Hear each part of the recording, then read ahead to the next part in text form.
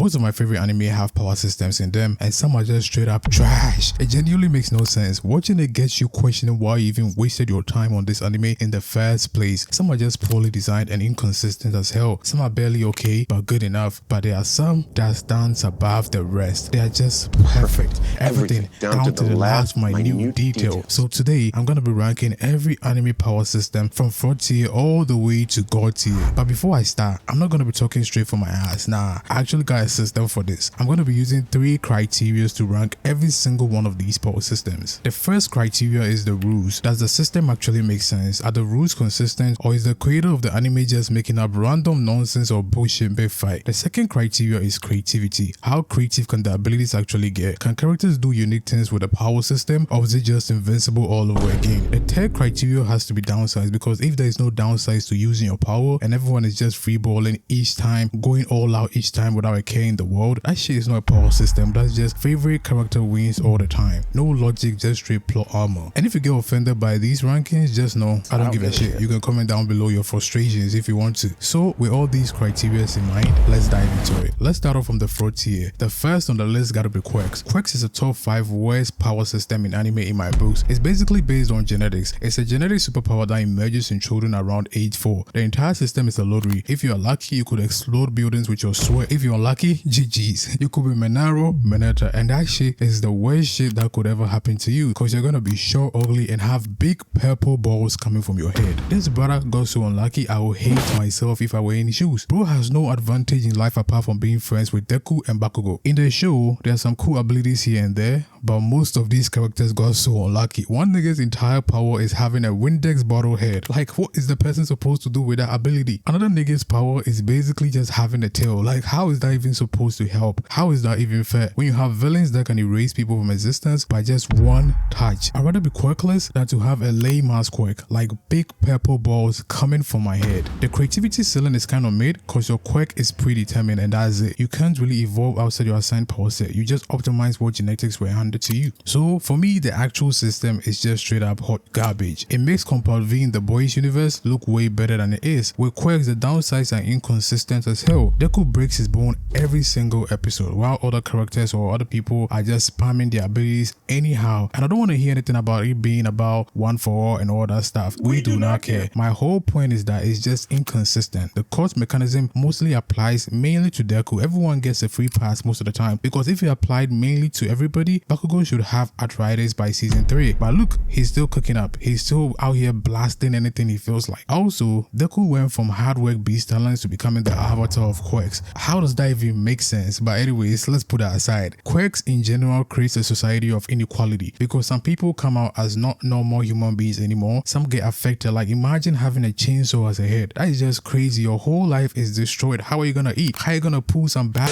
You're just basically cooked for life. Quirks are not the worst power systems ever, but they do belong in the 4th tier in my books. If you disagree, let me know. Next in the 4th tier has to be Dragon Ball. Dragon Ball is the god of anime. Anyone that disagrees, we have a problem. Because without Dragon Ball, half of these animes will probably never exist. Ki at its core is a life force energy, but Ki as a system, Jesus Christ. These niggas were just making up random shit. Earlier Dragon Ball Ki was actually tough. They were actually cooking with that, because there were some kind of rules. Everyone had to control their energy. Kamehameha and Spirit Bomb actually had build up. People were not just spamming it any single time they felt like it. But once Dragon Ball Super started, it was game over. The scaling got so insane that the entire Ki system collapsed. Characters started shaking universes just from powering up.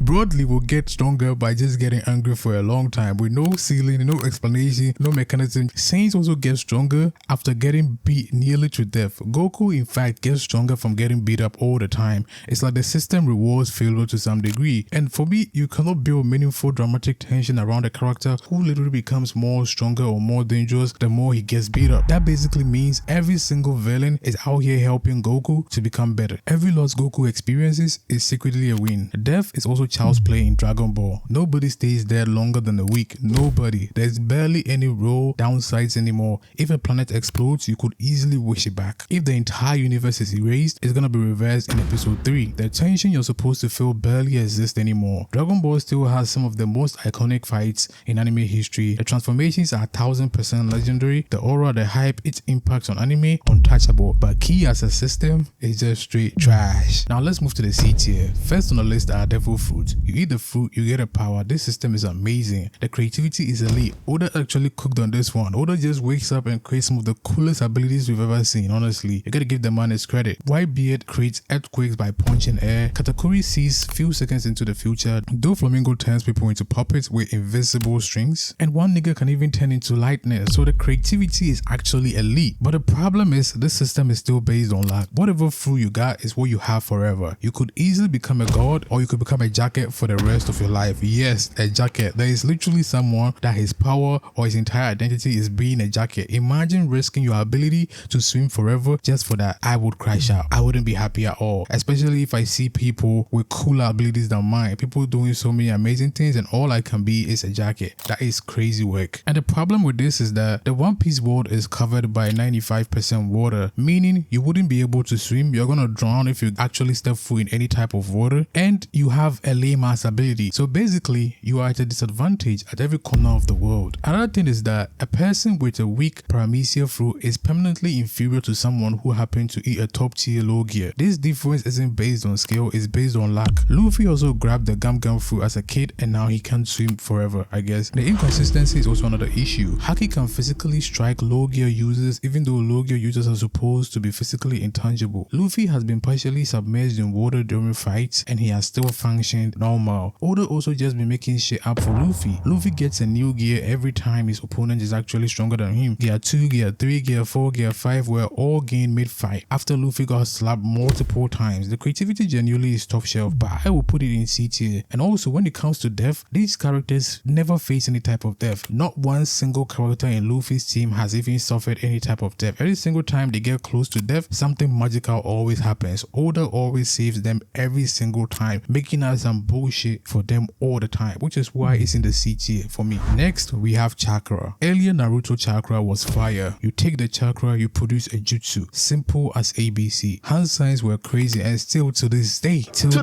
people do the trend. People do the hand sign every single time you step on TikTok, Instagram, you see people actually pulling it off. Chakra control actually meant something, and chakra control was actually iconic. People were actually running out of chakra. The system genuinely felt tactical. Characters had to think during battles. Kakashi was rushed to the ED every single time he used too much chakra or used too much Sharingan. Rock Lee existed because the rules mattered. Bro couldn't use ninjutsu or genjutsu, so he became the ultimate hand-to-hand combat expert, the Drunken Master, and one of the coldest characters in anime history, allowing him to open the 8 gate, one of the greatest risk-reward mechanisms ever. You can't open it anytime you feel like. Your entire bone structure will be cooked in seconds. Power actually used to cause something in Naruto. Then Naruto Shippuden happened, and it kept escalating, breaking the entire power system. A show that was supposed to be about ninjas became a show about alien demigods. The war arc was the final straw. It took the show from ninja show to basically dropping meteors from the sky. By the 4th Great Ninja War, Naruto and Sasuke had received so much power, the system couldn't even contain them. Madara was also given so much power, he started pulling out every single shit out of his inventory in every single episode. This nigga Madara had infinite chakra, infinite plans, infinite eyeballs, infinite plot armor. He had literally everything. You would think he's the main character. They basically made Madara so powerful, they had to literally destroy the entire show just to basically take down Madara. Obito was also out here surviving things that should be physically impossible multiple times in a row. The series stopped being about ninjas, stopped being about strategy, and became who had better eyes. If you didn't have a red eye, blue eye, purple eye, GG's, you're absolutely doing nothing. You're cooked. Having a Sharingan became the new BBL. Everyone was rocking it. Kakashi was rocking it. Obito was rocking it. Madara was rocking it. Sasuke was rocking it. Every single person was rocking the new BBL. Naruto-sama also became the Ninja Jesus by the end of the show. The system had built a brilliant foundation which I really loved, but they basically destroyed everything by the end of the show. Now, let's start with the B tier. Bleach is the first on my B tier. You can talk shit about Bleach all day. You can say whatever you feel like about Bleach all day, but Bleach is a generational masterpiece. Bleach got one of the coldest power systems in anime history. Nobody does aura and drip better than Bleach in my opinion. Spiritual pressure is your soul's energy made physical, and the strongest niggas in this show have huge amounts of spiritual pressure. The captains have so much aura and spiritual pressure, it's insane. That spiritual pressure basically feels like they're attacking you, and Bankai is just sensational. Bankai is just beautiful. Byakuya turns his sword into into thousands of floating blades. Sanshui's blade basically forces you into suicidal stage play. Yamato unsheathes his swords and the entire atmosphere starts evaporating. This style and creativity is unmatched, but Kubo started making shit up. The rules of spiritual pressure is so vague that bro was literally doing whatever he felt like. Characters randomly survive impossible attacks because their spiritual pressure was high enough and end up dying to the most weakest attack ever, even though their spiritual pressure was supposed to be high enough, which makes it zero sense. The scaling also got ridiculous later along the line, and Ichigo, we all know, literally became a community project. Community boy, United Nations headquarters. I don't think you can even call Ichigo a half human being. He's a quarter everything. He's a quarter human, quarter soul reaper, quarter hollow. Like literally, he's a quarter everything. Just straight up BS. But the reason why I'm putting Bleach in the B tier is because Bleach has influenced so many animes. Even JJK has huge inspiration from Bleach. Bleach is literally the cornerstone to some of the amazing drips and aura we've seen in anime. The next on the B tier is Alchemy. Alchemy is one of the cleanest systems we've probably ever seen. The rules are simple. Equivalent exchange is simple. You cannot gain something without sacrificing something equal, and the story sticks to that. That's what I love about Full Metal Alchemist. To create, you must first destroy. To transmute matter, you must understand its composition, deconstruct it, reconstruct it to something new. Ed lost his arm and legs trying to bring back his mom. Al lost his entire body. All this happened in episode 1. They were literally children, but the system basically punished them immediately and permanently. Alchemy rewards intelligence more than raw power. You need understanding, knowledge, chemistry, and precision to succeed. The creativity shown, even though it was limited for me, was quite impressive. Each alchemist specializes in something they trained on. Ed does general transmutation. Mustang manipulating oxygen and flames with his finger snaps is still one of the coolest abilities I've ever seen. Scar used only distraction step because of his hatred. Same base system but completely different outcomes. This is what I love about it. This is just peak writing mixed with a good system. The only reason why I put it in B tier is because of how material constrained the alchemy is. You need raw materials, you need to draw an entire circle, you need reaction time. Alchemists are basically not surviving in any other universes. These boys are getting cooked regardless. The only thing that could basically help them is the stone, which will solve the drawing of the circles and all that kind of stuff, but you have to do literally all the most evil shit in the world to be able to gain it. But it's still one of the most balanced system in anime history. Now let's get into the A tier. JJK for me is my A tier. JJK uses Cursed Energy, which is powered by negative emotions, fear, hatred, trauma, depression. Basically, the more fucked up you are, the stronger your abilities are. A prime example is Yuri, and one of the best mechanisms after Bankai gotta be domain expansion. Domain expansion is just as cool as Bankai.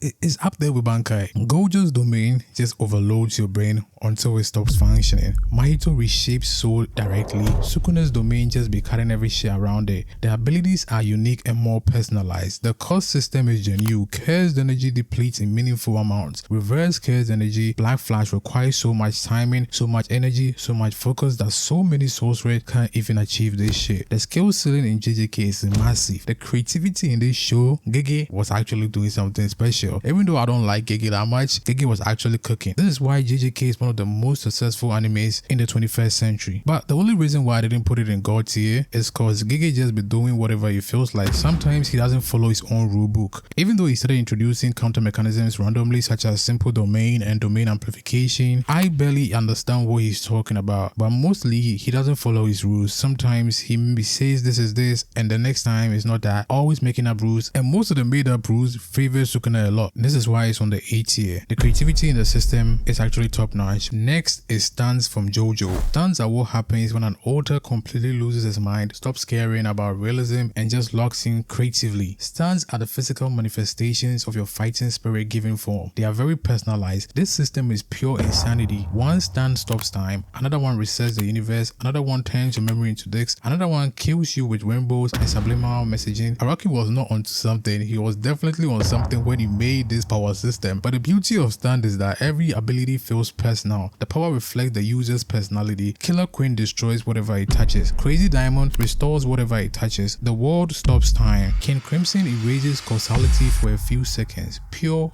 genius. The creativity ceiling is the highest so far. Stunt's abilities are not constrained to a single energy type or a single category. They are expressions of personhood. The only problem I have have is the inconsistency. Star Platinum can stop time while others have useless abilities. The power gap between stands are ridiculous sometimes. You cannot apply any meaningful logic to the system. One stand stops time, another stand is another stand that leaves another stand and makes you stronger if you believe in him. All these things I basically said makes genuinely no sense, but somehow we got to work with it. The rules are regularly broken within their own acts. The rules are never followed when it comes to stands. This is the most creatively uninhibited system on this list. It just doesn't follow its own rules, but apart from that, I really like this system. The final tier is the gold tier. I would personally give it to Nen, and you might say I'm glazing and whatnot, but Nen clears every power system on this list. This to me is the greatest anime power system I have seen with my own naked eyes. Togashi absolutely cooked with the system. Nen is life force. Everything about Nen feels intentional. The categories, the restrictions, the conditions, the vows, the psychology behind abilities, all of it very intentional. There are 6 categories: enhancers, transmuters, emitters, manipulators, conjurers, and specialists. You naturally fall into one of these based on your personality, not your training and not your lineage, your personality. Enhancers tend to be straightforward and determined. Transmuters tend to be whimsical. Manipulators tend to be logical. And your category determines your ceiling in every single category. An enhancer can become decently skilled in adjacent categories, but they will never match a manipulator at manipulation. The system forces you to play within your nature. You can broaden your range, but you cannot escape whoever you are. That is not a limitation. That is a character mechanism built into the power system itself. No other power system does this. That's just genius writing. The restriction system is also genius writing. You can make your power stronger by placing limitations on yourself. Kurapika basically made a contract saying if he uses his chains on the wrong people, he will die, which is crazy. Even though it worked for him, it may come back to bite him one day. Gon sacrificed his entire future potential so he could fight against an ant. Most of the fights in this show are actually chess matches. Characters win through intelligence, planning, manipulation, and understanding their powers. No random power-ups or friendship speeches. Nen is just a perfect system between rules, creativity, consequences. That's why I'm actually ranking it gold tier. Togashi actually cooked with Nen. So yeah, that's my anime power system tier list. This is the final results. Fruit tier, Quirk and K. C tier, Naruto and One Piece. B tier, Alchemy and Bankai. A tier, JJK and Stans.